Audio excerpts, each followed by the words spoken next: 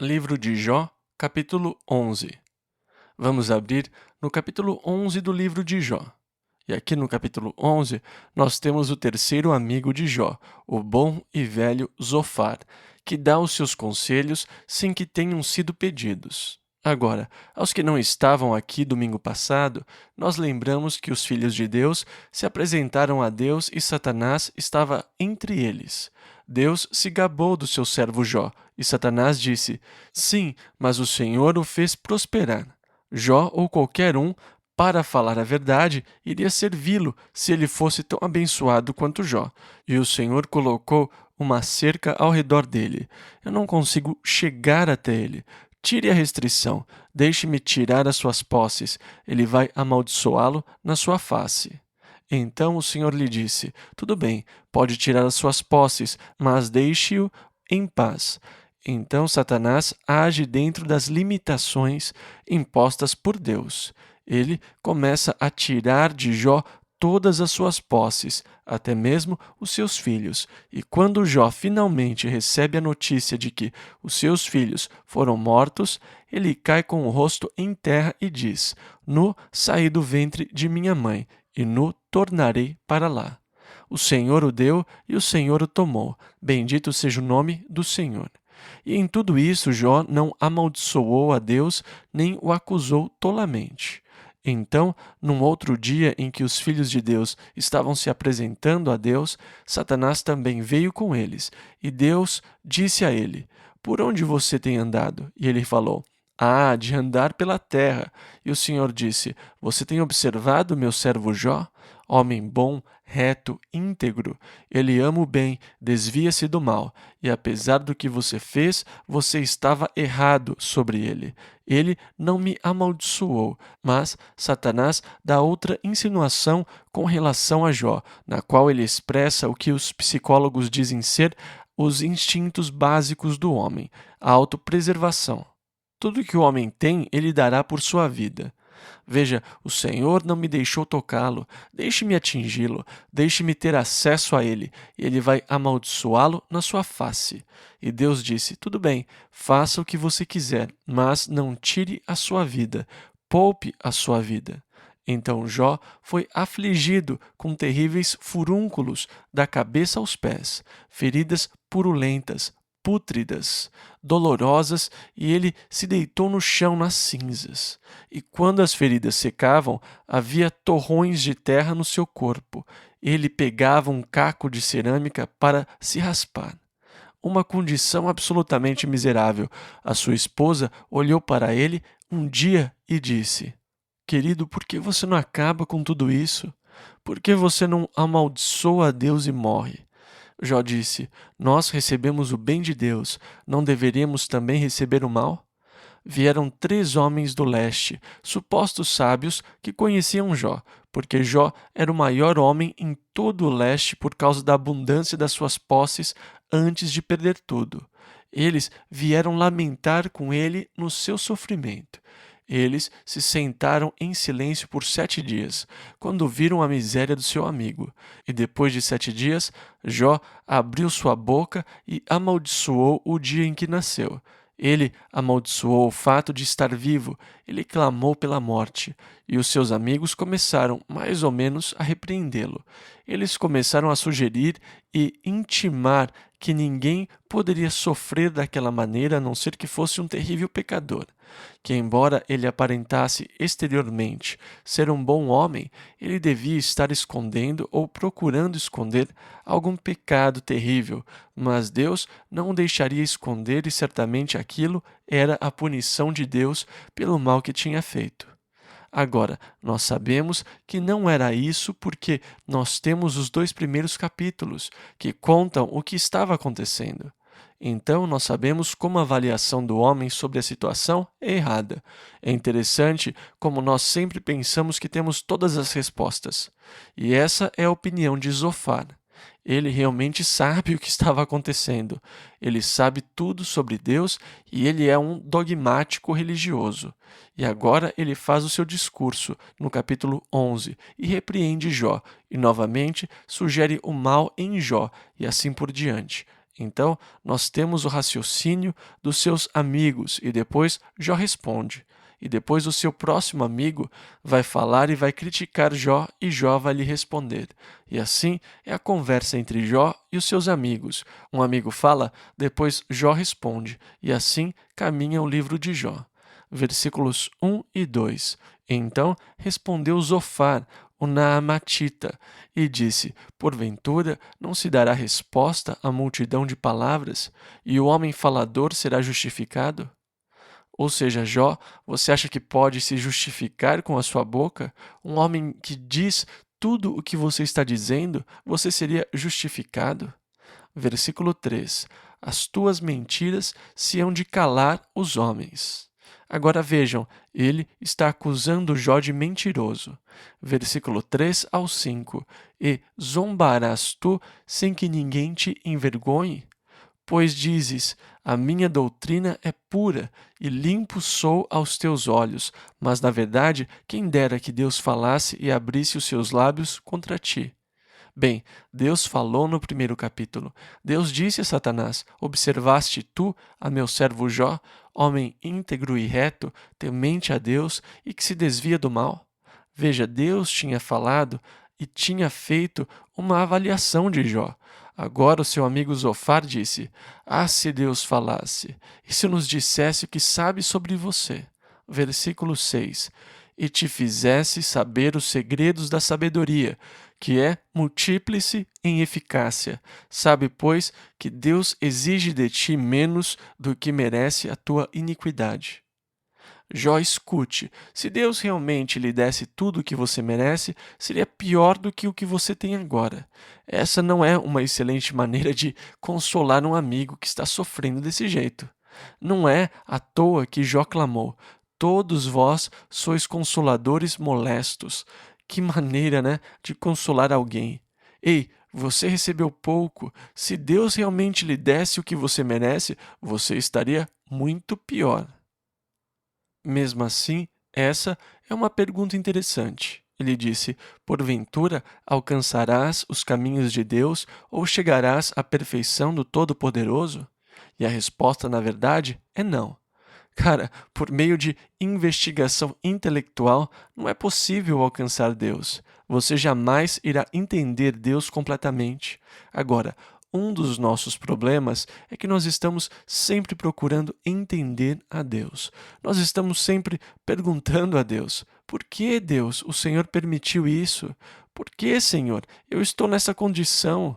Nós estamos tentando entender Deus, mas eu descobri que os porquês podem ser um poço, um buraco, e você pode acabar se afogando nesse poço. Por que, Deus? A resposta é: nós não sabemos os porquês de Deus. Deus faz muitas coisas que eu não entendo.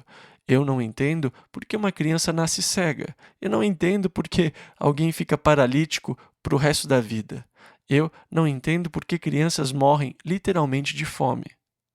Há muitas coisas que eu não entendo. Eu não entendo porque nós temos que sofrer. Eu não entendo porque nós sofremos. Eu não entendo porque o meu irmão e o meu pai morreram num acidente de avião. Eu não entendo muitas coisas. Por isso, é muito importante que você tenha algumas verdades básicas sobre as quais se firmar. Veja, algumas coisas eu sei.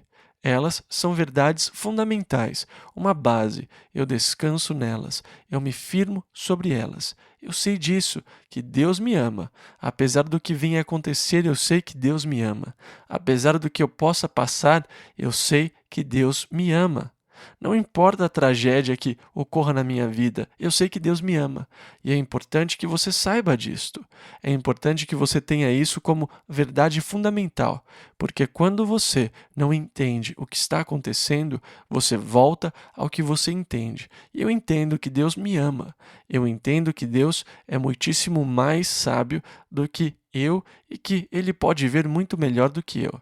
Eu sei que a minha visão é muito limitada. Eu sei que o meu campo de visão é muito pequeno. Eu sei que Deus tem uma visão muito mais ampla que eu. Ele consegue ver o final desde o começo. Não apenas a sua visão é muito mais ampla que a minha, mas a sua sabedoria é muito mais desenvolvida que a minha. E embora eu não entenda, eu agradeço a Deus por não ter mais que entender tudo o que acontece comigo. Enquanto eu entender que Deus me ama e que a minha vida é dele e que ele opera em mim de acordo com seu amor e a sua sabedoria, fazendo o que é melhor para mim, pois ele sabe o que é melhor, eu, em fé, descanso nisso. Senhor, o Senhor sabe o que é melhor para mim. Senhor, o Senhor me ama. Senhor, o Senhor está no controle da minha vida. Então, que seja. Eu não entendo por que Deus permitiu que o seu filho sofresse na cruz para redimir alguém como eu. Há muitas coisas sobre Deus que eu não entendo, mas não é necessário nem importante que eu as entenda. Só é necessário que eu entregue a minha vida completamente a Deus, aconteça o que acontecer. Agora, se você só se compromete na medida que entende, eu sou abençoado, próspero e tudo mais. Por isso eu amo a Deus e sirvo a Deus, porque Deus me fez prosperar muito. Então, o que você vai fazer no dia da adversidade? E se você perdesse tudo o que você tem, o que você pode fazer? Mas se você aprendeu a confiar completamente em Deus e entregou a sua vida completamente a Deus, então você conseguirá lidar com o que acontecer no seu caminho. Então, quem alcançará Deus? Você não consegue. Este é um dos problemas que o homem tem encontrado. Ele procura alcançar e entender Deus intelectualmente, mas Deus é espírito e os que o adoram devem adorá-lo em espírito e em verdade. Não importa o quanto você busque a Deus intelectualmente, tem uma hora em que você tem que deixar a área da razão e dar um passo de fé para tocá-lo.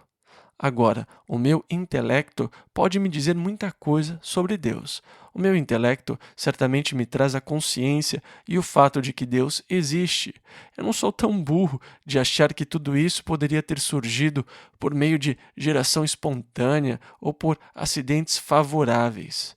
Todas as formas de vida, as variáveis das formas de vida, são testemunhas da sabedoria do Criador divino. Eu amo a natureza. Eu amo estudar a natureza. Eu amo estudar os pequenos peixes no Panamá que jogam água nos insetos que ficam nos brotos de galhos. Eles são muito precisos. Com uma bolinha d'água, eles acertam os insetos que caem do galho e depois eles nadam até eles e os pegam. Agora, quanto tempo levou para aquele peixe desenvolver a capacidade de cuspir aquele tantinho de água com aquela precisão? Como ele sobrevivia antes de aprender a fazer aquilo? Coisas como essas me fascinam. Certamente existe um Criador, certamente existe uma causa original. O meu intelecto pode me levar longe, mas tem uma hora em que eu tenho que alcançar Deus, tenho que deixar a esfera do intelecto e dar um passo de fé. Tudo bem, Deus, eu acredito, eu creio, eu me entrego. Um passo de fé. Eu nunca vou entender Deus completamente. Deus disse que eu não vou. Ele falou: os meus caminhos estão além da sua capacidade de entendê-los. Isaías 55, versículo 8. Então, quem pode entender Deus perfeitamente? Versículo 8 ao 14. Como as alturas dos céus é a sua sabedoria, que poderás tu fazer? É mais profunda do que o inferno, que poderás tu saber? Mais comprida é a sua medida do que a terra, e mais larga do que o mar. Se ele passar, aprisionar ou chamar a juízo, quem o impedirá? Ou seja, quem pode impedir os propósitos de Deus? Porque ele conhece aos homens vãos e vê o vício, e não o terá em consideração. Mas o homem vão é falto de entendimento. Sim, o homem nasce como a cria do jumento montês. Se tu preparares o teu coração e estenderes as tuas mãos para ele, se há iniquidade na tua mão, lança-a para longe de ti, e não deixes habitar a injustiça nas tuas tendas. E agora ele se volta para Jó e diz: veja, se você preparar o seu coração e esticar a sua mão para Deus, certifique-se que você não tem iniquidade nas suas mãos e purifique os seus tabernáculos. Versículo 15 ao 20. Porque então o teu rosto levantarás sem mácula, e estarás firme, e não temerás, porque te esquecerás do cansaço, e lembrar-te-ás dele como das águas que já passaram. e a tua vida mais clara se levantará do que o meio-dia. Ainda que haja trevas, será como amanhã, e terás confiança, porque haverá esperança. Olharás em volta e repousarás seguro, e deitar-te-ás, e ninguém te espantará. Muitos suplicarão o teu favor, ouvirão a ti e farão reverência. Porém, os olhos dos ímpios desfalecerão, e perecerá o seu refúgio, e a sua esperança será o espiar da alma. Livro de Jó, capítulo 12, versículos 1 e 2. Então Jó respondeu dizendo: Na verdade, vós sois o povo, e convosco morrerá a sabedoria. Ele já não aguentava mais esses homens que achavam que sabiam todas as respostas, e eles não estavam ajudando nem o entendiam. Agora, é muito frustrante tentar se explicar às pessoas quando elas já têm um pensamento formado e acham que sabem tudo sobre você, mas na verdade elas não o entendem. Como isso é frustrante, conversar com pessoas que têm essa mentalidade. Ah, sim, eu entendo perfeitamente o que está acontecendo. Ei, você não entende nada. E ainda dizem essas palavras de sabedoria.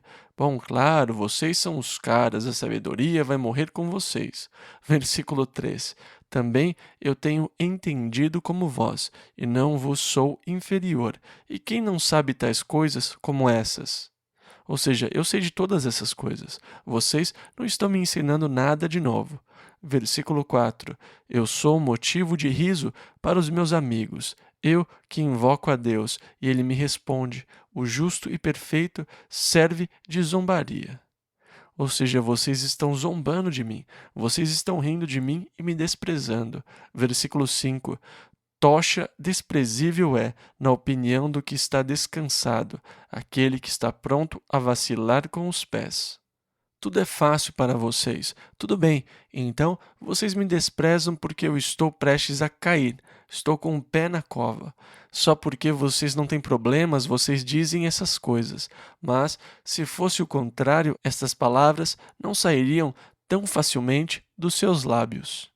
Agora, Jó mostra a falácia dos argumentos deles, porque esses argumentos se baseiam nisto. Se você for justo, você vai ser abençoado por Deus, e que as bênçãos de Deus são mais ou menos prova da sua justiça, ou o flagelo que você está passando é prova do seu pecado. Então você tem o inverso.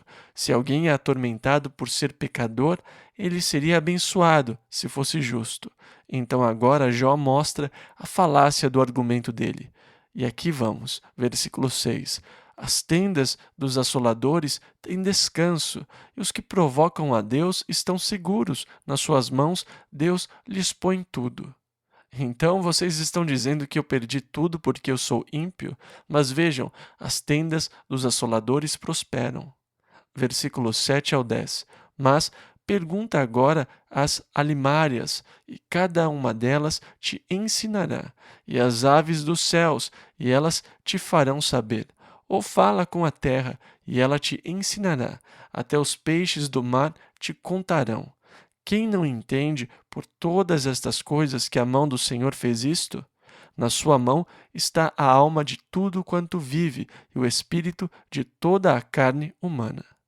E ele disse: A natureza testemunha que Deus fez todas essas coisas, porque a alma de todo o que vive está na mão de Deus, e o espírito de toda a humanidade. Vocês percebem como são totalmente dependentes de Deus para a manutenção das suas vidas? Algumas pessoas têm essa enfermidade misteriosa, uma coisa estranha, um defeito no seu corpo e precisam pensar para respirar. Agora, não seria terrível ter que pensar para respirar? Elas não respiram de forma automática, elas têm que pensar para respirar, e elas quase morrem quando vão dormir. Na verdade, quando elas vão dormir, elas param de respirar e depois elas acordam por alguns segundos e pensam: Ah, é melhor eu respirar. E elas respiram fundo e voltam a dormir. Elas seguem seus próprios padrões de sono.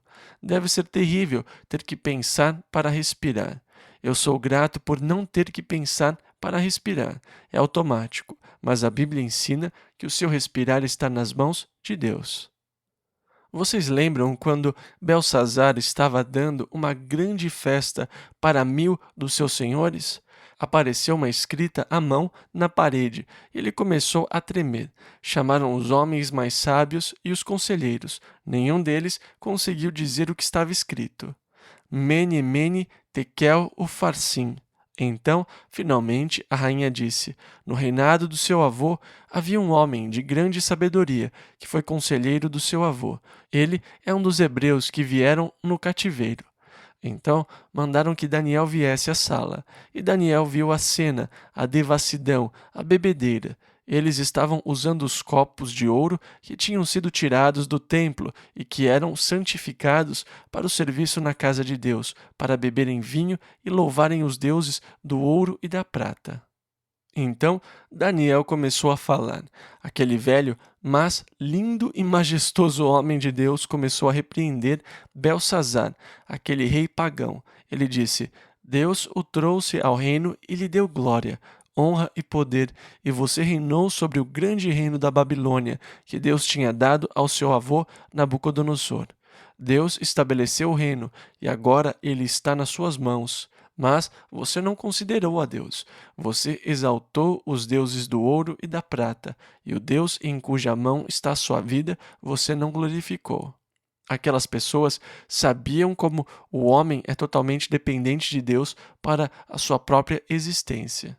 Paulo disse sobre Deus: Nele vivemos e nos movemos e existimos. Nós somos dependentes de Deus, nossa própria respiração. Ainda assim, com essa mesma respiração, muitas vezes nós praguejamos contra Deus. Ele nos dá o próprio fôlego que usamos para maldizer a Deus. Isso é incrível, não é? Versículo 11 ao 25. Porventura, o ouvido não provará as palavras, como o paladar prova as comidas? Com os idosos está a sabedoria, e na longevidade o entendimento. Com ele está a sabedoria e a força. Conselho e entendimento tem. Eis que ele derruba, e ninguém há que edifique. Prende um homem, e ninguém há que o solte. Eis que ele retém as águas, e elas secam, e solta-as, e elas transtornam a terra. Com ele está a força e a sabedoria. Seu é o que erra e o que o faz errar. Aos conselheiros leva despojados, e aos juízes faz desvairar. Solta a autoridade dos reis e ata o cinto aos seus lombos. Aos sacerdotes leva despojados, aos poderosos transtorna. Aos acreditados tira a fala, e tira o entendimento aos anciãos. Derrama desprezo sobre os príncipes, e afrouxa o cinto dos fortes. Das trevas descobre coisas profundas, e traz à luz a sombra da morte. Multiplica as nações, e as faz perecer. Dispersa as nações, e de novo as reconduz. Tira o entendimento aos chefes dos povos da terra, e os faz vaguear pelos desertos, sem caminho. Nas trevas andam as apalpadelas, sem terem luz, e os faz desatinar como ébrios. Deus é soberano. Ele domina sobre tudo. A alma e o fôlego do homem estão na sua mão. E quem pode resistir? E quem pode resistir a Deus? Quem pode resistir aos propósitos da obra de Deus? Livro de Jó, capítulo 13, versículo 1 ao 3. Eis que tudo isto viram os meus olhos, e os meus ouvidos o ouviram e entenderam. Como vós o sabeis, também eu o sei. Não vos sou inferior, mas eu falarei ao Todo-Poderoso e quero defender-me perante Deus. Vocês dizem: para eu estender as minhas mãos a Deus. Eu adoraria, eu queria muito conversar com Deus, mas versículos 4 e 5. Vós, porém, sois inventores de mentiras, e vós todos médicos que não valem nada. Quem dera que vos calasseis de todo, pois isso seria a vossa sabedoria. Se vocês se calassem, alguém poderia achar que vocês são espertos, talvez. É melhor ficar de boca fechada e deixar as pessoas acharem que você é tolo do que abri-la e tirar todas as dúvidas. Versículos 6 e 7. Ouve agora a minha defesa e escutai os argumentos dos meus lábios. Porventura, por Deus falareis perversidade e por ele falareis mentiras? Ah, quantas vezes isso acontece, ainda hoje. As pessoas falam cruelmente em nome de Deus. Em outras palavras, elas falam supostamente por Deus, mas o que elas querem dizer é muito diferente. Deus disse: Ai do profeta que disser, assim diz o Senhor, quando eu não tiver falado. E tem muito disso hoje em dia, pessoas falando supostamente em nome de Deus e falando por Deus quando Deus não falou. Em Tiago nós lemos: Meus irmãos, muitos de vós não sejam mestres, sabendo que receberemos mais duro juízo. Vejam, eu estou aqui diante de vocês, esta noite, como representante de Deus. Quando eu falo de Deus e por Deus, eu tenho que ter cuidado e falar a verdade sobre Ele, para que vocês não façam uma ideia errada de Deus e eu seja responsável por vocês terem uma ideia ou um conceito falso de Deus. Algumas pessoas supostamente são representantes de Deus, mas elas estão representando Deus de forma falsa. Porque se você lhes der ouvidos, você vai achar que Deus está falido e que ele vai à falência se você não responder imediatamente. Deus está constantemente à beira da falência e seu programa vai fracassar. O grande plano de Deus vai fracassar e ele não vai conseguir cuidar de si mesmo. Ele depende de você para resgatá-lo com a sua oferta de $25 imediatamente. E elas falam enganosamente em nome de Deus. O meu filho quer entender um pouco sobre o ministério do rádio porque ele está encarregado do ministério The Word for Today e do nosso ministério evangelístico de rádio. Ele escreveu para diversos ministérios de rádio para descobrir que tipo de literatura eles enviam e coisas dessa natureza. E ele escreve em nome de Benny Smith e, claro, dá o nosso endereço. Então, nós estamos sempre recebendo cartas para Benny Smith.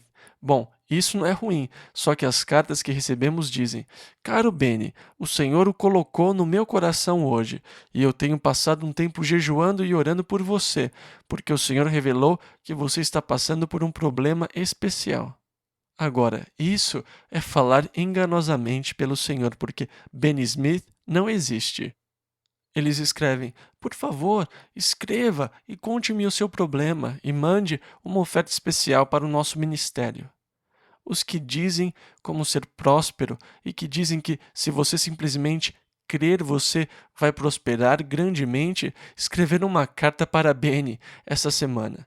E se ele responder com uma oferta de $25 desta vez, a obra de Deus poderá se desenvolver grandemente e a gloriosa verdade de prosperidade poderá ser ouvida por muito mais pessoas. Isso não faz sentido. Falam enganosamente por Deus. E como eu odiaria estar nessa situação? E assim Jó os repreende, porque eles têm falado enganosamente em nome de Deus. Versículo 8: Fareis acepção da sua pessoa? Contendereis por Deus? Ou seja, você vai lutar por Deus? Deus não precisa que você lute por ele. Deus não precisa que você o defenda. Ele é perfeitamente capaz de se defender. Versículo 9 ao 11. Ser-vos-ia bom se ele vos esquadrinhasse? Ou zombareis dele como se zomba de algum homem? Certamente vos repreenderá, se em oculto fizerdes acepção de pessoas. Porventura não vos espantará a sua alteza e não cairá sobre vós o seu temor? Agora, um pouco mais adiante, Deus finalmente falará, quando chegarmos ao capítulo 38. E quando ele falar, ele faz exatamente o que Jó disse.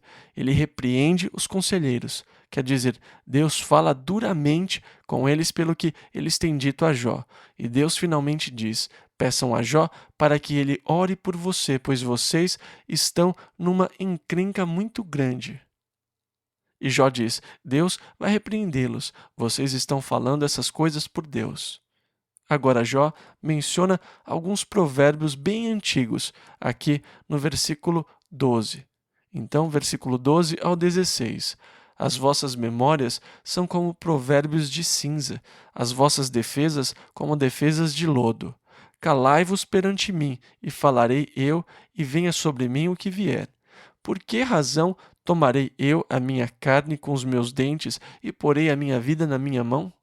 Ainda que ele me mate, nele esperarei. Contudo, os meus caminhos defenderei diante dele. Também ele será a minha salvação. Porém, o hipócrita não virá perante ele. Isso para mim mostra uma fé profunda. Aqui está ele, tão ruim como alguém poderia estar. Quer dizer, você acha que já teve problemas? Você acha que já passou pelas mesmas coisas? Jó passou pelo pior que qualquer homem poderia passar. E mesmo assim ele diz: Ei, ainda que ele me mate, eu o servirei. Agora, quão profundo é o seu compromisso com Deus? Quando as coisas vão bem, muitos dizem: pode apostar que eu o sirvo. As coisas começam a mudar um pouco e elas começam a vacilar. Jó está no buraco e diz: ainda que ele me mate. Isso é compromisso real. E é desse tipo de compromisso que nós precisamos. Não importa o que aconteça, eu vou servir a Deus. Ainda que eu perca tudo, não tenha nada, eu ainda vou servir a Deus. Eu vou confiar nele. É dessa confiança que nós precisamos ter. Porque se você tem essa confiança, você a tem pelo resto da vida. Tudo está nas mãos de Deus e você pode descansar. Caso contrário, as coisas vão contrariá-lo. Elas vão deixá-lo perturbado. Mas, se você tem esse tipo de confiança, a minha vida está nas mãos de Deus. Ainda que ele me mate, eu vou confiar nele. Então, você não será abalado. Depois, Jó disse: também ele será a minha salvação, ele vai me livrar. Versículo 17 ao 21. Ouve com atenção as minhas palavras. Eis que já tenho ordenado a minha causa, e sei que serei achado justo. Quem é o que contenderá comigo? Se eu agora me calasse, renderia o espírito. Duas coisas somente não faças para comigo. Então não me esconderei do teu rosto. Desvia tua mão para longe de mim, e não me espante o teu terror. Saia daqui e não me apavore com seus medos. Versículos 22 e 23. Chama, pois, e eu responderei, ou eu falarei, e tu me responderás. Quantas culpas e pecados tenho eu? Notifica-me a minha transgressão e o meu pecado. Ou seja, vocês dizem que eu sou um terrível pecador. Quantos são os meus pecados? Mostre-nos para mim, revele-nos para mim. Eu passei um longo período da minha própria experiência cristã tentando ser justo o suficiente para ser aceito e aprovado por Deus. Eu desejava receber o que era denominado batismo do Espírito Santo. E evangelistas bem-intencionados diziam: Deus não vai encher um vaso impuro. Você tem que melhorar se você quer ser cheio do Espírito de Deus, porque Ele é um Espírito Santo e não vai entrar num vaso impuro.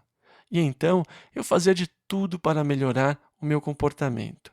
Eu pedia a Deus para me encher com o Espírito Santo e, claro, confessava todos os meus pecados. E eu ouvia as pessoas dizerem: quando eu peguei os meus cigarros e os deixei no altar e disse: Deus, aqui estão eles, para mim chega de cigarros. Então Deus me encheu com o Espírito Santo. Quando eu disse a Deus: eu nunca mais vou beber, então Deus me encheu com o Espírito Santo. Quando eu disse: Deus, eu vou para a China, então Deus me encheu com o Espírito Santo. Bom, o meu problema era que eu nunca tinha fumado, então eu não podia entregar nenhum cigarro. Eu também nunca bebi, então eu não podia largar a bebida. E eu disse a Deus que eu iria para a China, e na verdade eu confessava tudo o que eu achava que eu tinha feito de errado e pedia perdão a Deus. E fazia todo tipo de promessa. Eu vou ser melhor, eu vou orar mais, eu vou ler mais, eu vou estudar mais. Mesmo assim, eu não recebi. Agora, isso me incomodou, porque eu tinha um amigo que recebeu e eu sabia que ele fumava. E isso não era justo, porque eu era mais justo do que ele. E ele também ia a shows. E eu não fazia aquilo. Eu era muito mais justo do que ele. E eu não conseguia entender como é que ele tinha recebido a bênção do Espírito Santo na sua vida e eu não. Foi muito difícil. E eu orava: Deus, me mostre o que está errado, mostre-me o meu pecado. E aqui está Jó, com os seus amigos. Ei, você é um terrível pecador. Isso não teria acontecido se você não fosse um pecador ordinário. E Jó diz: Muito bem, então me mostrem onde eu pequei. Vocês dizem que eu sou um pecador, então me ajudem, mostrem para mim. E eles disseram: Bom, eles são secretos, Jó. Você os está escondendo. Nós não conseguimos ver, mas com certeza eles estão aí. E então Jó disse, versículo 24: Por que escondes o teu rosto? Agora, você tem que entender que esta é a cultura oriental, a cultura do Oriente Médio. Você teria que ir até lá e ver aquelas pessoas discutindo para apreciar isso na sua totalidade. Quer dizer, elas não apenas conversam entre si, elas gritam entre si, umas com as outras. É interessante, você as vê conversando e pensa, com certeza daqui a um minuto vai ser uma briga, porque eles só gritam. Eu acho que até mesmo o linguajar é depravado, sabe? Você não entende o que eles estão dizendo, mas eles estão ali gritando. E eles não apenas gritam e parecem muito agitados na gesticulação e nos movimentos. E as coisas com Jó eram assim. Então, quando Jó chega a esse ponto, ele diz: Mostrem-me. E eles dizem: Ah, não. E Jó diz: Por que vocês estão escondendo o rosto? Um pouco mais tarde, ele vai falar de outros gestos que estão sendo demonstrados. Então, para ter uma imagem mental completa, você tem que imaginar isso com muitas ações e gritaria. Eles não estão apenas conversando uns com os outros, eles estão gritando uns com os outros.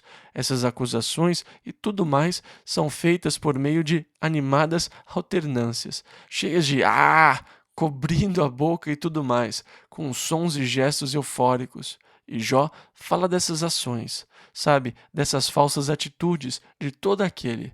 Ah, não. E Jó disse, versículo 24 ao 28, Por que escondes o teu rosto e me tens por teu inimigo? Porventura acossarás uma folha arrebatada pelo vento? E perseguirás o restolho seco? Por que escreves contra mim coisas amargas e me fazes herdar as culpas da minha mocidade?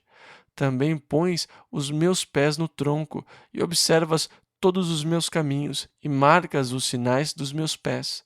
E ele me consome como a podridão e como a roupa, a qual rói a traça. Livro de Jó, capítulo 14, versículos 1 e 2. O homem, nascido da mulher, é de poucos dias e farto de inquietação. Sai como a flor e murcha, foge também como a sombra, ou a sombra do relógio de sol, e não permanece. Essa é uma visão pessimista da vida. O homem nascido de mulher é de poucos dias e farto de inquietação. Anime-se, isso logo vai acabar. Você tem poucos dias e cheios de problemas. Como uma flor você nasce, mas logo murcha, como a sombra que desce no relógio de sol. Você logo cairá no esquecimento, deixará de existir. Versículo 3 ao 6. E sobre este tal abres os teus olhos, e a mim me fazes entrar no juízo contigo. Quem do imundo tirará o puro? Ninguém, visto que os seus dias estão determinados, contigo está o número dos seus meses, e tu lhe puseste limites, e não passará além deles.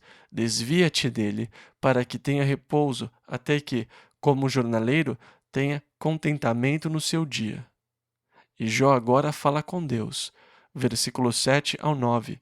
Porque há esperança para a árvore, que se for cortada ainda se renovará, e não cessarão os seus renovos. Se envelhecer na terra a sua raiz, e o seu tronco morrer no pó, ao cheiro das águas brotará, e dará ramos como uma planta.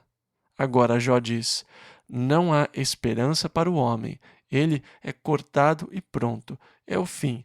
Agora, até mesmo para a árvore há esperança. Se você a cortar, ela pode brotar de novo do tronco ou das raízes. Há esperança para uma árvore. Ela poderá florescer de novo, mesmo se tiver sido cortada. Mas para o homem não há esperança. Você deixa de existir.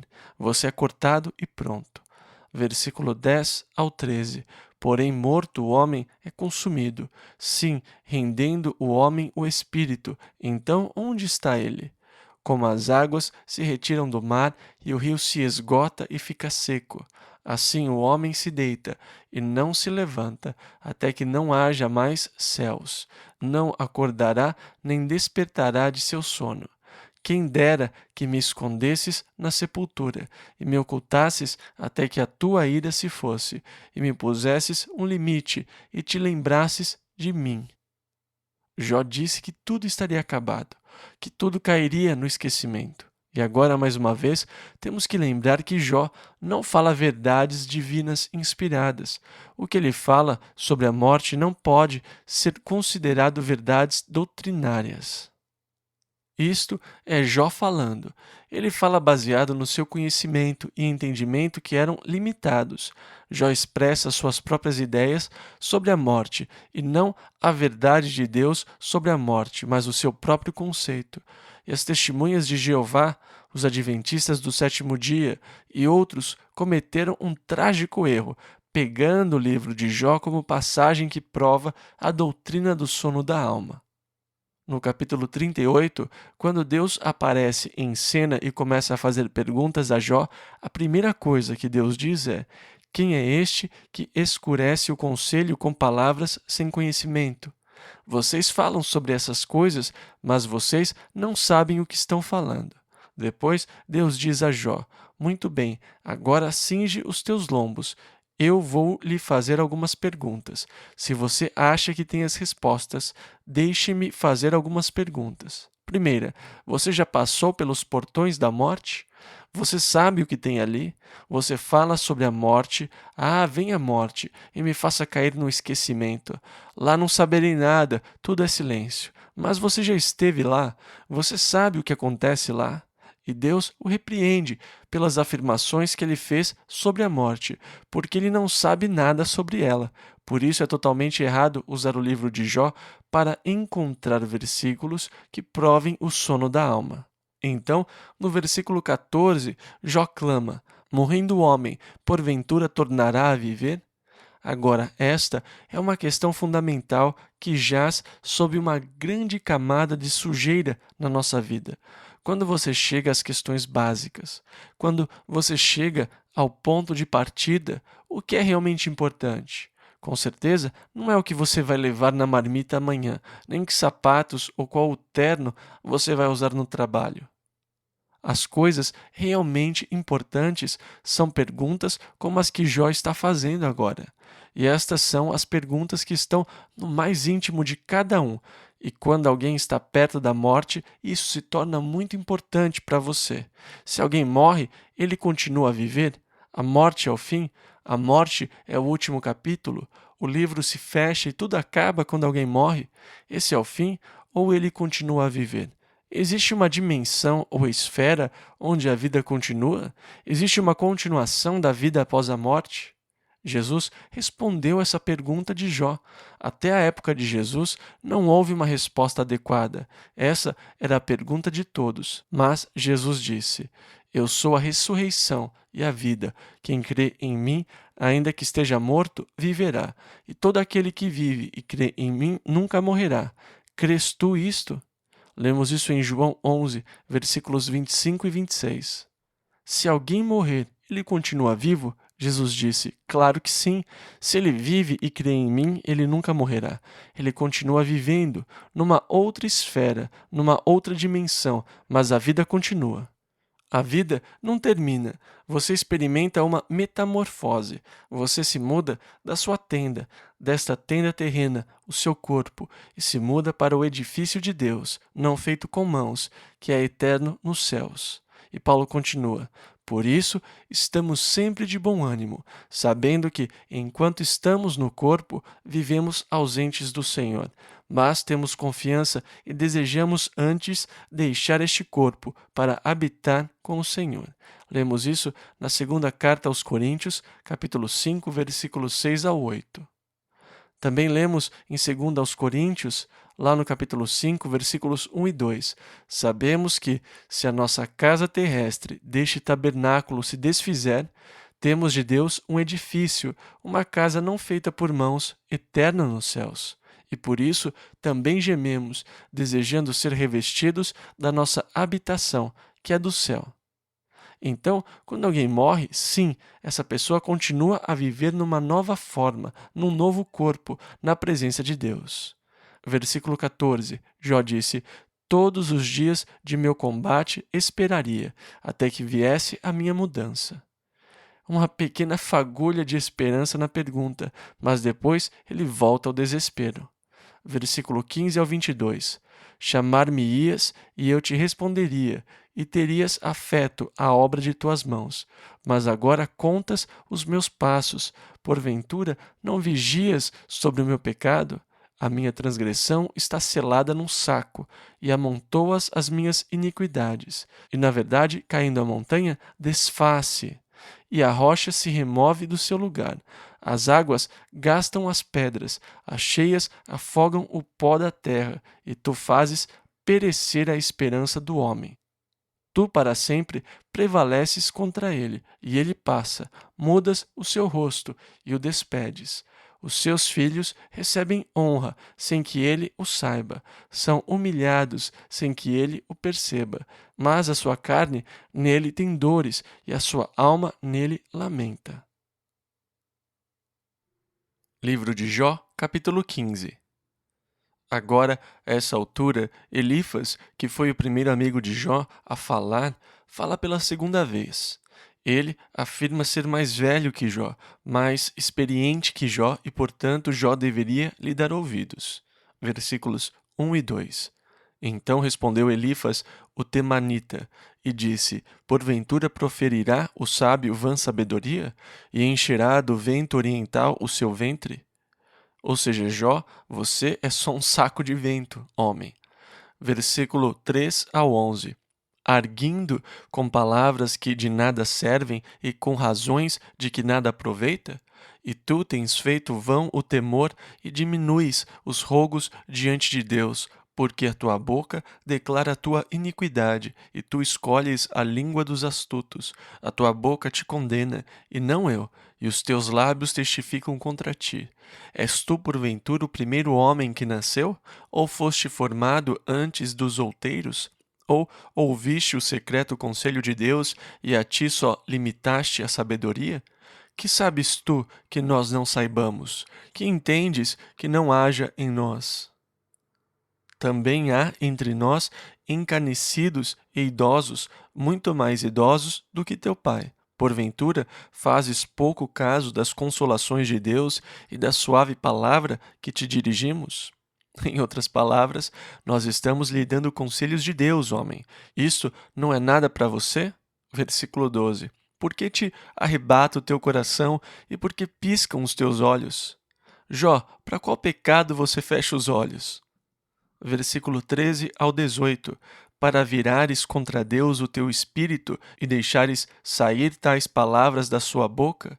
Que é o homem para que seja puro? E o que nasce da mulher para ser justo? Eis que ele não confia nos seus santos, e nem os céus são puros aos seus olhos. Quanto mais abominável e corrupto é o homem que bebe a iniquidade como a água. Escuta-me, mostrar-te-ei, e o que tenho visto te contarei. O que os sábios anunciaram, ouvindo-o de seus pais, e o não ocultaram. Ok, agora aqui estão as tradições. Estas são as verdades que são passadas dos pais aos filhos. Versículo 19 ao 21, aos quais somente se dera a terra, e nenhum estranho passou por entre eles. Todos os dias o ímpio é atormentado, e se reserva para o tirano um certo número de anos. O sonido dos horrores está nos seus ouvidos, até na paz lhe sobrevém o assolador. Então, eles estão dizendo que quem experimenta a dor certamente é ímpio. Quem passou por uma grande perda é culpado de pecado. Versículo 22 ao 31. Não crê que tornará das trevas, mas que o espera a espada. Anda vagueando por pão, dizendo: onde está? Bem sabe que já o dia das trevas lhe está preparado à mão. Assombra-no a angústia e a tribulação, prevalecem contra ele, como o rei preparado para a peleja, porque estendeu a sua mão contra Deus e contra o Todo-Poderoso se embraveceu. arremete contra ele com a dura cerviz e contra os pontos grossos dos seus escudos. Porquanto cobriu o seu rosto com a sua gordura e criou gordura nas ilhargas, e habitou em cidades assoladas, em casas em que ninguém morava, que estavam a ponto de fazer-se montões de ruínas. Não se enriquecerá, nem subsistirá a sua fazenda, nem se estenderão pela terra as suas possessões. Não escapará das trevas, a chama do fogo secará os seus renovos, e ao sopro da sua boca desaparecerá. Não confie, pois, na vaidade, enganando-se a si mesmo, porque a vaidade será a sua recompensa. Jó, você está enganando a si mesmo. Você confia no vazio e o vazio vai ser o resultado, a sua recompensa. Versículo 32 ao 35. Antes do seu dia ela se consumará, e o seu ramo não reverdecerá.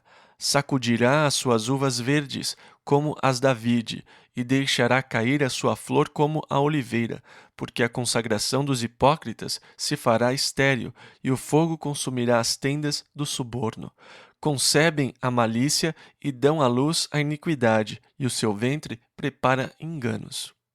Então, de certa forma, tudo isso são acusações contra Jó. Jó, você tem sido falso. Jó, você tem mentido. Jó, você é hipócrita. Jó, você é ímpio. E todas as coisas que estão acontecendo a você é resultado da sua iniquidade.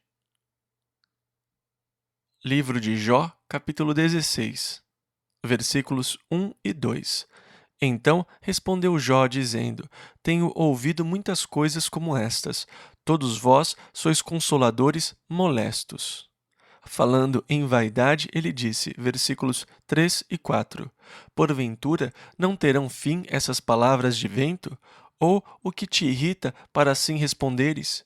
Falaria eu também como vós falais, se a vossa alma estivesse em lugar da minha alma, ou amontoaria palavras contra vós e menearia contra vós a minha cabeça? Então aqui visualize a cena enquanto eles conversam. Eles balançam a cabeça e quando eles fazem isso, gritam uns com os outros. Ele disse: Ei, se eu estivesse em seu lugar e você no meu, eu também poderia gritar com você e balançar a minha cabeça. Isso não é nada. Eu poderia fazer isso. Versículos 5 e 6. Antes vos fortaleceria com a minha boca, e a consolação dos meus lábios abrandaria a vossa dor. Se eu falar, a minha dor não cessa, e, calando-me eu, qual é o meu alívio? Se eu fico calado, vocês me mandam ficar quieto, que eu tenho que me calar. Que bem isso faria.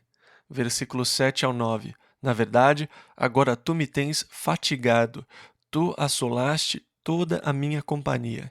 Testemunha disto é que já me fizeste enrugado, e a minha magreza já se levanta contra mim, e no meu rosto testifica contra mim. Na sua ira me despedaçou, e ele me perseguiu. Rangeu os seus dentes contra mim. Aguça o meu adversário os seus olhos contra mim.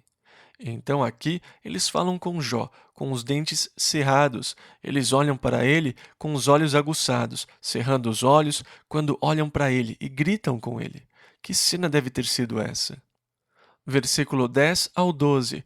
Abrem a sua boca contra mim, com desprezo me feriram nos queixos, e contra mim se ajuntam todos. Entrega-me Deus ao perverso, e nas mãos dos ímpios me faz cair. Descansado estava eu. Até que vocês chegaram. Versículo 12. Porém, ela me quebrantou e pegou-me pela cerviz e me despedaçou. Também me pôs por seu alvo. E agora, mais uma vez, ele se refere a Deus. Versículo 13 ao 19. Cercam-me os seus flecheiros, atravessa-me os rins. Ele me corta em dois, e não me poupa, e o meu fel derrama sobre a terra. Fere-me com ferimento sobre ferimento, arremete contra mim como um valente. Cose sobre a minha pele o cilício e revolve a minha cabeça no pó. O meu rosto está todo avermelhado de chorar, e sobre as minhas pálpebras está a sombra da morte, apesar de não haver violência nas minhas mãos e de ser pura a minha oração. Ah, terra, não cubras o meu sangue, e não haja lugar para ocultar o meu clamor. Eis que também agora a minha testemunha está no céu, e nas alturas o meu testemunho está. Tudo bem, Deus é minha testemunha. É o que ele está dizendo. Nas alturas está o meu testemunho. Deus tem o meu testemunho, ele está no céu. Eu não vou nem tentar me justificar diante de vocês. Pensem o que quiserem de mim. Deus sabe a verdade. É reconfortante quando nós somos mal compreendidos por outros, às vezes completamente incompreendidos. Nossa motivação é mal interpretada por outros. Muitas vezes nós somos acusados de coisas pelas quais nós não temos culpa nenhuma. Interpretam erroneamente nosso pensamento, nossas ideias, nossa motivação. Motivações perversas, malévolas, nos são atribuídas sem que estivessem lá. Mas a minha testemunha está no céu. Deus sabe a verdade sobre mim, e esse é o meu conforto. Ele sabe a verdade, ele sabe o que está no meu coração. Ele tem tudo registrado. Versículos 20 e 21. Os meus amigos são os que zombam de mim. Os meus olhos se desfazem em lágrimas diante de Deus. Ah, se alguém pudesse contender com Deus pelo homem, como o homem pelo seu próximo. Ah, se vocês intercedessem por mim, se vocês orassem por mim. Eu me pergunto por que eles não pensaram nisso. E aqui está o seu amigo, cheio de problemas. Por que eles não chegaram e oraram por ele? Como alguém que intercede pelo seu amigo em vez de lançar todo tipo de calúnia contra ele. Versículo 22. Porque, decorridos poucos anos, eu seguirei o caminho por onde não tornarei. Livro de Jó, capítulo 17, versículo 1 ao 3. O meu espírito se vai consumindo, os meus dias se vão apagando, e só tenho perante mim a sepultura. Deveras estou cercado de zombadores, e os meus olhos contemplam as suas provocações. Promete agora, e dá-me um fiador para contigo. Quem há que me dê a mão? Ou seja, quem vai ser meu amigo? Versículo 4 ao 6. Porque aos seus corações encobriste o entendimento, por isso não os exaltarás. O que denuncia os seus amigos a fim de serem despojados, também os olhos de seus filhos desfalecerão. Porém, a mim me pôs por um provérbio dos povos, de modo que me tornei uma abominação para eles. Ou seja, antes eu era um cântico para eles, agora eu sou uma maldição. Versículo 7 ao 16. Pelo que já se escureceram de mágoa os meus olhos, e já todos os meus membros são como a sombra. Os retos pasmarão disto, e o inocente se levantará contra o hipócrita. E o justo seguirá o seu caminho firmemente, e o puro de mãos irá crescendo em força. Mas, na verdade, tornai todos vós e vinde, porque sábio nenhum acharei entre vós. Os meus dias passaram e malograram os meus propósitos, as aspirações do meu coração. Trocaram a noite em dia, a luz está perto do fim, por causa das trevas. Se eu esperar, a sepultura será a minha casa.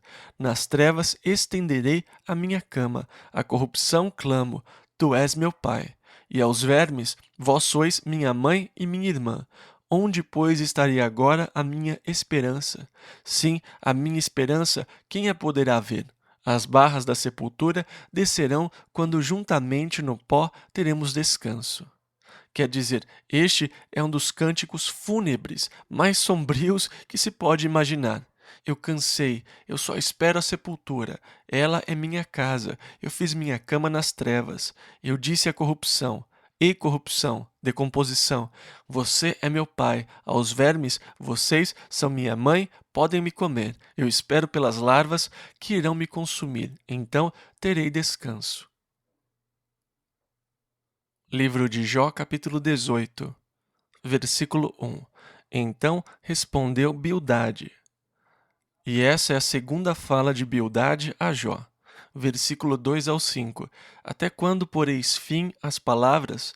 Considerai bem, e então falaremos. Porque somos tratados como animais e como imundos aos vossos olhos? Ó tu, que despedaças a tua alma na tua ira, será a terra deixada por tua causa? Remover-se-ão as rochas do seu lugar? Na verdade, a luz dos ímpios se apagará, e a chama do seu fogo não resplandecerá. Ou seja, Jó, a sua luz vai ser apagada, homem, porque você é ímpio. A chama não vai resplandecer. Versículos 6 ao 21. A luz se escurecerá nas suas tendas, e a sua lâmpada sobre ele se apagará.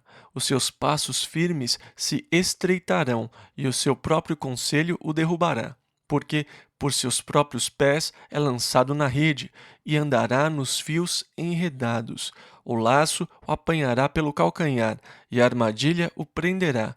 Está escondida debaixo da terra uma corda, e uma armadilha na vereda. Os assombros o espantarão de todos os lados, e o perseguirão a cada passo. Será faminto o seu vigor, e a destruição está pronta ao seu lado. Serão devorados os membros do seu corpo. Sim, o primogênito da morte devorará os seus membros. A sua confiança será arrancada da sua tenda, onde está confiado, e isto o fará caminhar para o rei dos terrores. Morará na sua mesma tenda, o que não lhe pertence.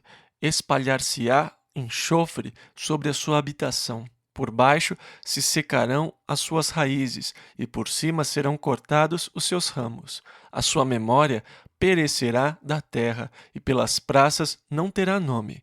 Da luz o lançarão nas trevas, e afugentá-lo-ão do mundo. Não terá filho nem neto entre o seu povo, e nem quem lhe suceda nas suas moradas. Do seu dia se espantarão os do ocidente, assim como se espantam os do oriente. Tais são, na verdade, as moradas do perverso, e este é o lugar do que não conhece a Deus. Puxa vida, esse cara descarregou tudo sobre Jó. Jó, é isso que vai acontecer com você. Os horrores, os medos, a destruição, a devoração dos seus membros, a morte do seu primogênito, a sua confiança será arrancada. Cairá enxofre sobre você, as suas raízes secarão e você será cortado por cima. Homem, isso não vai parar. Não tem escapatória. Livro de Jó, capítulo 19. Versículo 1 ao 6. Respondeu, porém, Jó, dizendo: Até quando afligireis a minha alma e me quebrantareis com palavras? Já 10 vezes me vituperastes, não tendes vergonha de injuriar-me. Embora haja eu, na verdade, errado, comigo ficará o meu erro. Se deveras vos quereis engrandecer contra mim e arguir-me pelo meu opróbrio, sabei agora que Deus é o que me transtornou e com a sua rede me cercou. E isso é uma coisa que os irritou, ele culpar Deus pelas calamidades. É isso que deixa os seus amigos irados. E Jó repete, vejam, não me importa o que vocês digam, Deus me transtornou. Agora, Deus permitiu que Jó fosse transtornado, e o próprio Jó não entende completamente o que aconteceu. Versículo 7 ao 22. Eis que clamo violência, porém não sou ouvido. Grito socorro, porém não há justiça. O meu caminho ele entrincheirou e já não posso passar, e nas minhas veredas pôs trevas. Da minha honra me despojou e tirou-me a coroa da minha cabeça. Quebrou-me de todos os lados, e eu me vou, e arrancou a minha esperança como a uma árvore, e fez inflamar contra mim a sua ira, e me reputou para consigo, como a seus inimigos. Juntas vieram as suas tropas, e prepararam contra mim o seu caminho, e se acamparam ao redor da minha tenda. Pôs longe de mim a meus irmãos, e os que me conhecem como estranhos se apartaram de mim. Os meus parentes, a minha família, me deixaram, e os meus conhecidos, os meus próximos, se esqueceram de mim. Os meus domésticos e as minhas servas me reputaram como um estranho, e vim a ser um estrangeiro aos seus olhos. Chamei a meu criado, e ele não me respondeu. Cheguei a suplicar-lhe com a minha própria boca. O meu hálito se fez estranho à minha mulher, tanto que supliquei o interesse dos filhos do meu corpo. Até os pequeninos me desprezam, e levantando-me eu, falam contra mim.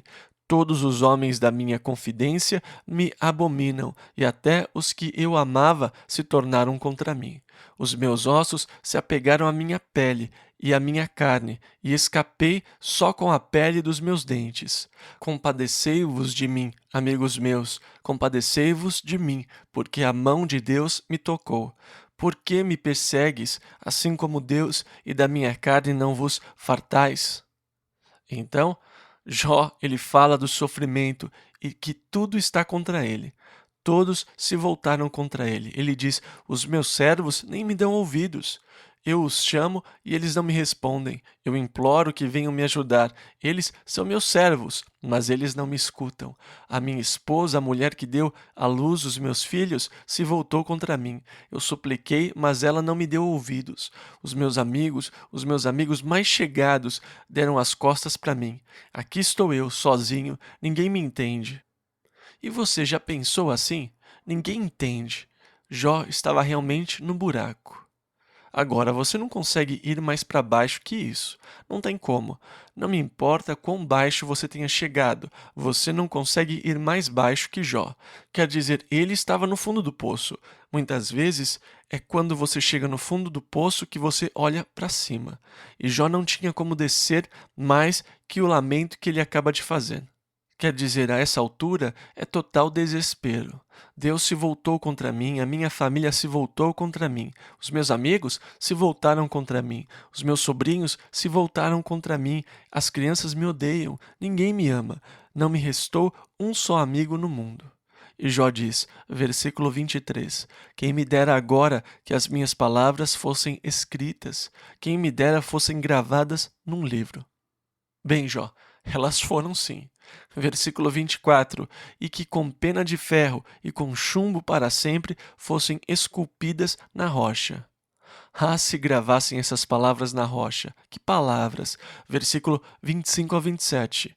Porque eu sei que o meu Redentor vive e que por fim se levantará sobre a terra. E depois de consumida a minha pele, contudo ainda em minha carne verei a Deus. Vê-lo-ei por mim mesmo, e os meus olhos, e não outros, o contemplarão, e por isso os meus rins se consomem no meu interior.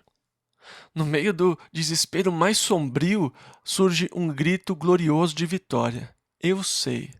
Sabe, eu não sei muita coisa a essa altura, eu não entendo nada a essa altura, mas eu sei isto. O fundamento sobre o qual eu me firmo, o meu Redentor, vive. Agora, lembrem-se que Jó é um dos livros mais velhos da Bíblia. Talvez Jó tenha vivido na época de Abraão. A essa altura, eles não tinham tido os profetas para testificarem ao povo sobre a vinda do Messias, do Libertador. A revelação de Jó é muito limitada. Mesmo assim, ele sabia que o seu Redentor vivia.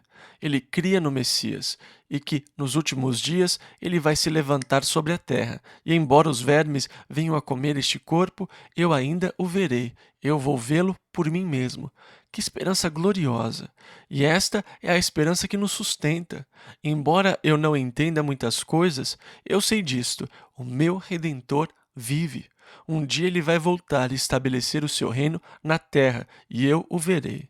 Pedro disse, ao qual, não o havendo visto, amais, no qual, não o vendo agora, mas crendo, vos alegrais com gozo inefável e glorioso. Eu sou feliz pelo conhecimento e pela certeza de que o meu Redentor vive. E agora Jó tem a capacidade de fazer brilhantes afirmações e depois pular de volta no poço. Versículos 28 e 29. Na verdade, que devíeis dizer, por que o perseguimos? Pois a raiz da acusação se acha em mim.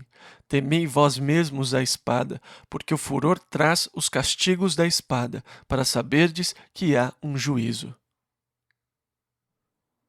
Livro de Jó, capítulo 20. Então Zofar, o terceiro orador, faz o seu segundo discurso, e, lembrando, foi ele quem anteriormente falou das tradições e de sabedoria e tudo mais. Então ele disse a Jó, versículo 2: Visto que os meus pensamentos me fazem responder, eu me apresso. Em outras palavras, eu não quero me demorar para lhe responder agora. Versículo 3 ao 5. Eu ouvi a repreensão que me envergonha, mas o espírito do meu entendimento responderá por mim. Porventura, não sabes tu, desde que o homem foi posto sobre a terra, o júbilo dos ímpios é breve e a alegria dos hipócritas momentânea? Ele não vai escapar, sabe? A música é a mesma. Jó, você é ímpio. Jó, você é hipócrita. Versículo 6 ao 19. Ainda que a sua altivez suba ao céu e a sua cabeça chegue até as nuvens, contudo, como o seu próprio esterco, perecerá para sempre. E os que o viam dirão: onde está? Como um sonho voará e não será achado, e será afugentado como uma visão da noite. O olho que já o viu jamais o verá, nem o seu lugar o verá mais. Os meus filhos procurarão agradar aos pobres, e as suas mãos restituirão os seus bens. Os seus ossos estão cheios do vigor da sua mocidade, mas este se deitará com ele no pó. Ainda que o mal lhe seja doce na boca, e ele o esconda debaixo da sua língua, e o guarde e não o deixe, antes o retenha no seu paladar. Contudo, a sua comida se mudará nas suas entranhas. Fel de áspides será interiormente. Engoliu riquezas, porém vomitá-las-á. Do seu ventre Deus as lançará. Veneno de áspides sorverá, língua de víbora o matará. Não verá as correntes, os rios e os ribeiros de mel e manteiga. Restituirá o seu trabalho e não o engolirá, conforme ao poder de sua mudança, e não saltará de gozo, porquanto... E agora é aqui que Zofar sugere qual era o pecado de Jó. Versículo 19. Porquanto oprimiu e desamparou os pobres, e roubou a casa que não edificou. Ou seja, você retomou uma casa, Jó, e você desamparou e oprimiu os pobres. Estas são as insinuações da perversidade de Jó. Versículo 20 ao 29. Porquanto não sentiu sossego no seu ventre, nada salvará das coisas por ele desejadas, nada lhe sobejará do que coma. Por isso as suas riquezas não durarão. Sendo plena a sua abastança, estará angustiado. Toda a força da miséria virá sobre ele, mesmo estando ele a encher a sua barriga. Deus mandará sobre ele o ardor da sua ira, e a fará chover sobre ele quando for comer. Ainda que fuja das armas de ferro, o arco de bronze o atravessará. Desembainhará a espada que sairá do seu corpo, e resplandecendo virá do seu fel. E haverá sobre ele assombros. Toda a escuridão se ocultará nos seus esconderijos. Um fogo não assoprado o consumirá. Irá mal com o que ficar na sua tenda.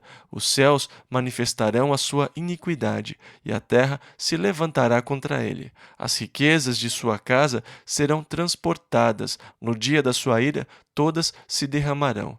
Esta, da parte de Deus, é a porção do homem ímpio. Esta é a herança que Deus lhe decretou. E esses caras vêm com tudo para cima de Jó. Eles insistem que ele é ímpio, que ele é hipócrita. Eles falam a mesma coisa, eles não mudam o discurso. Todos os seus problemas são porque você é tão pecador e ímpio. Agora você diz, mas por que existem essas coisas?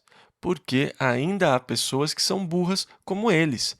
Se você tiver problemas, eles vão dizer, bem, irmão, por que você não se arrepende? Sabe, para ser próspero, por que você não abandona o pecado? Porque com certeza, se você for bom, Deus vai prosperá-lo, e se você for mau, você vai ser isolado. Mas isso não é verdade. Os justos sofrem, os maus prosperam. Os justos prosperam, os maus sofrem. Nós não sabemos porque muitas vezes os justos sofrem. Nós não sabemos. É errado supor coisas sobre alguém porque ele está sofrendo. É errado supor que a pessoa está doente porque não tem fé. É errado achar que se você tiver fé o bastante, você vai jamais ficar doente, porque isso não acontece.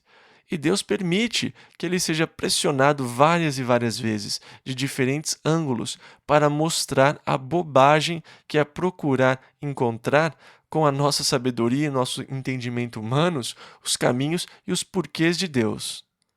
Nós não o conhecemos. A pergunta do livro de Jó é: por que os justos sofrem? Na verdade, a pergunta não é respondida, mas isso nos leva à certeza e ao entendimento de que Deus controla as nossas vidas. E, portanto, eu não tenho que entender o porquê. Tudo o que eu tenho que entender é o fato de que Deus está no controle e eu descanso nisso. Deus controla os acontecimentos da minha vida. Vamos orar? Pai, ajude-nos a não falarmos enganosamente pelo Senhor, a não acharmos que entendemos mais do que entendemos as causas, as razões, os porquês, certas coisas que acontecem a certas pessoas. Ajude-nos, Pai, a sermos intercessores, e se um irmão for surpreendido numa queda, que nós possamos restaurá-lo num espírito de fraqueza. Se um irmão cair, que nós possamos levantá-lo, que nós estendamos uma mão de amor e compreensão pelos que caíram. Dê-nos um coração como o seu, Senhor, um coração de compaixão pelo oprimido e pelo necessitado. Em nome de Jesus.